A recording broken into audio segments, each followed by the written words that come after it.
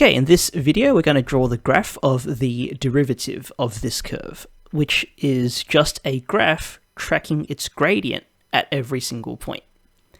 I find it's helpful to start by looking at this point up here and this point down there.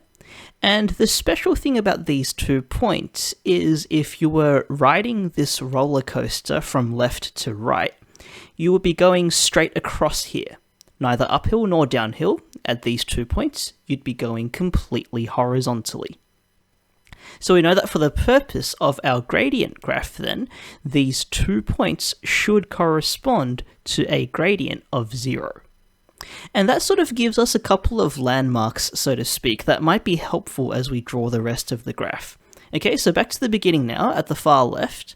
Remember, we're tracking the slope as we ride our graph from left to right.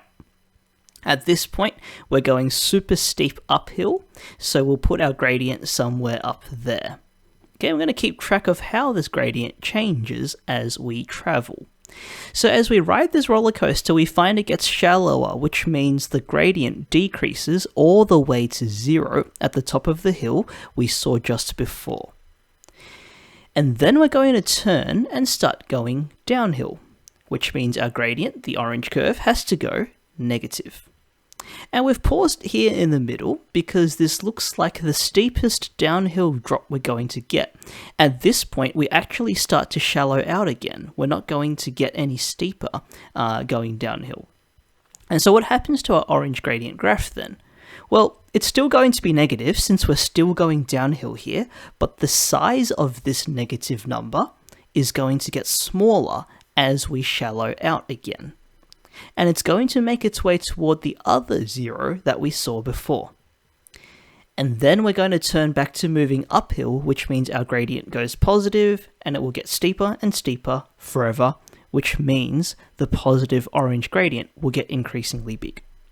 And that's our gradient curve. So we started by locating points where the graph was flat.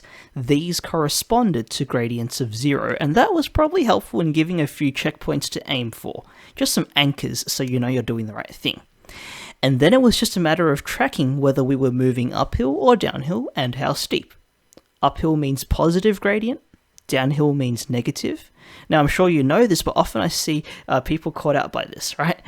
Notice the yellow curve we're seeing here is entirely above the axis, meaning the y values are all positive. And we need to be clear that this is completely irrelevant to everything we've done.